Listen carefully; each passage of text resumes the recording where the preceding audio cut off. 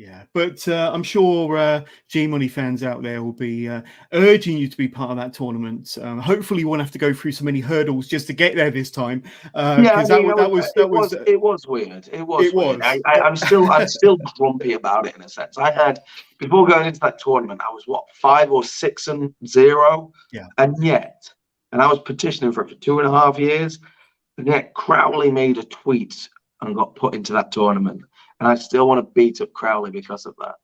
Absolutely. I'd like to see that. But as I mentioned earlier, today marks exactly 1 year since fans came back to the Electric Ballroom, chapter 127. You kicked off that, as we said, with your wonderful spaceman costume, your astronaut. Yeah. But the previous year, you were part of the very last Peckham Era show in this main event, your first World Championship bite of the cherry against then champion Cara Noir.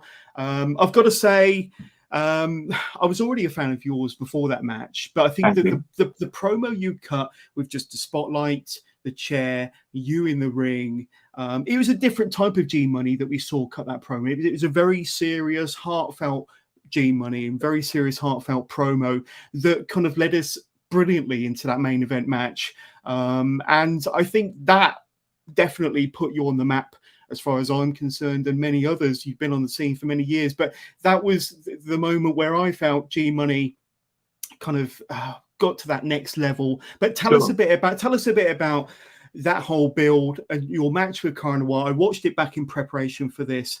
It still stands up. It's a tremendous match, and like I say, the whole build up to that is very, very memorable. So the build up to that, I knew that there was only. I knew after I won that number one contenders match, there was only one like Peckham show left. Like that was it. Like there was no more opportunities until whenever we returned. And although that aired in the November, that was recorded back in the August. And yeah, so I said, well, let's actually get some build for this then. Like this hasn't been a long build, much like my match with Spike. It's not been, months in the making or anything. I am a number one contender, and I want this match to be as hyped as possible because it actually means something to me. And I think people get desensitized a lot. Like fans in wrestling get desensitized a lot to how much these opportunities can mean. So I actually did properly speak from the heart about that. And I think there is such a value in honesty in professional wrestling, because I think a lot of people think they know what professional wrestling is, and that's absolutely fair. But if you can just say, actually, no, like no one was addressing, because we weren't allowed to really, well, it's not that we weren't allowed, but it was stupid too. But like, where were the crowds? The people who got me to MPS, the people who backed me for Gene for Super Strong Style, where were they? This was the biggest opportunity in my career, and nobody could be there. And it is gutting as a performer who, I feast on the audience. When I think about I am doing it for them, and their reaction just spur me on. I don't think I'd be in the position I am without people like them. And I'm not saying I'm high up or anything like that. Don't be daft. But to the little place I've gotten in my career, that's thanks to them, or to blame on them. It depends on which way you look at it. So that was what that promo was. It wasn't really, wasn't this Sunday at the Superdome, it's me and you, Cara Noir. It's, it was real. It wasn't wrestling panto bullshit. It was, I'm doing this, and it sucks that it's not in the right situation, but I'm doing it. And I think it resonated with a lot of people. Like I saw it get shared across the internet quite a bit, and it was really nice to see, because It showed that you did have a serious side to you, and I think I'm a human being. I have feelings.